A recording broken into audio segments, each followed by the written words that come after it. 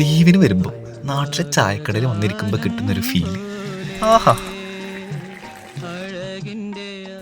Fitness മുഖ്യമാണ് മോളെ. എടാ സിജുവേ, നീ വന്നപ്പോഴേക്കാണ് ഇങ്ങോട്ട് വന്നാ?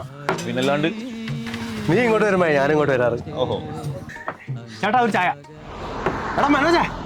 മനോജോ, എടാ നീ എന്തിനാണ് ഇങ്ങോട്ട് വിളിച്ചേ? വിളിക്കണ്ടായിരുന്ന പിന്നെ കേട്ടിട്ടുണ്ടാവില്ല. മൈ ബ്രോ, നീ എപ്പോ വന്ന്? ഇന്നലെ. നീ പുതിയ കാറപ്പ് എടുത്ത്. എടാ 2026 എനിക്ക് വളരെ നല്ലൊരു വർഷം. അതുകൊണ്ട് തന്നെ എന്റെ പഴയ വണ്ടി അത് ഭയങ്കര മെയിൻ്റനൻസ്. അതുകൊണ്ട് അത് കൊടുത്തിട്ട് ഡൽഹിയിലെ സെക്കൻഡ്സ് മാർക്കറ്റിൽ നിന്ന് വേറൊരു വണ്ടി വാങ്ങി. അതാകുമ്പോ പിന്നെ മെയിൻ്റെനൻസ് ഉണ്ടാവില്ലല്ലോ. അതെ. 2026 മികച്ച തീരുമാനം. അല്ല, എന്താണ് 2026 നിങ്ങളെ രണ്ടുപേരുടെ പ്ലാൻ?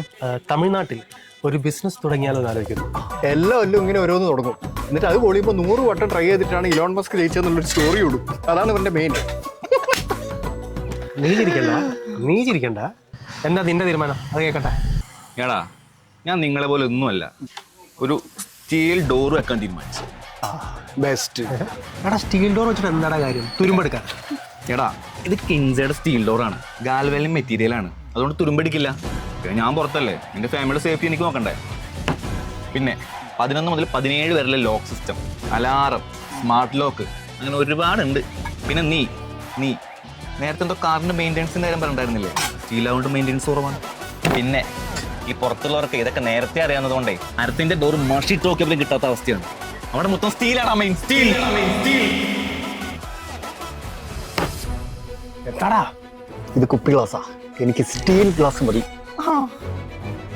ഇനി പറയടാ, 2026 മികച്ച തീരുമാനം ആരുടെയാ?